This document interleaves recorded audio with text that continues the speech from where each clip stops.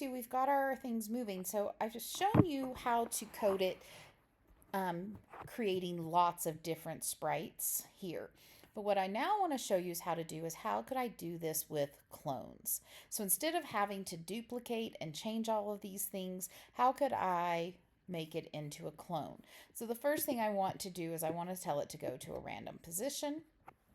And now it says forever move 10 steps if on edge bounce. Okay, but I'm going to change this a little bit. I'm going to move this over here. And now I'm going to come over here to my controls, and I'm going to come down here, and I'm going to say create a clone of myself. And once again, I'm going to put this inside of a forever loop. And I'm going to wait 2 seconds. And because I want to know when I have different clones, I am going to tell it for each clone to change its color. So that way we see lots of different colors.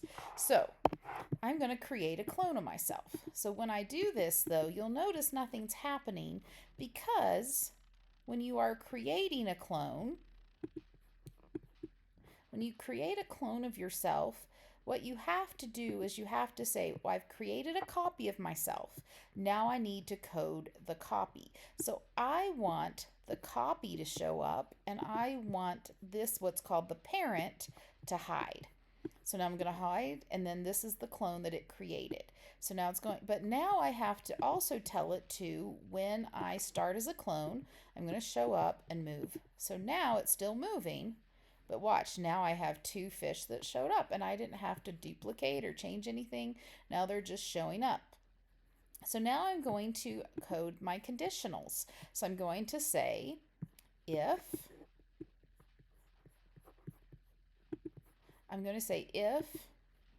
touching the shark, then I want it to, instead of hiding, now I want to delete the clone. So now I don't have to tell it to hide and show back up. I just have to delete it, and it's gone, and another clone is going to create itself. So now if it's touching shark, I want it to delete the clone. What else do I want it to do? I wanted to get that score. So I'm going to go to variables, and I'm going to say make my score. I'm going to call it score. I'm going to click OK.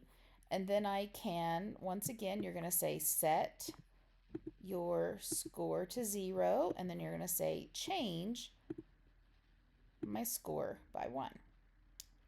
So now when we do this, I hit the play button. I got 1 point, I got 2 points, 3 points. And so you see, I keep catching them. And if I wanted more to show up quicker, I could say 1 second, and then they would show up faster, and then I would have more than one on the screen at the time. So if I just wait and don't touch him for a bit, you'll see that there'll be more. So now what you're going to do, but now it's kind of fun to get that chomp sound again. So now I'm going to come back over here, and I'm going to go to my sounds. I already said bite, but if you don't have that there, then you would hit choose a sound. You could search for bite or other sounds that you want, and you hide on, and then you can play to see what it sounds like. So now I'm going to come over in my code, and I'm going to go to my sounds, and I'm going to say play the sound until done. So now every time I do this, then it eats them and plays the sound.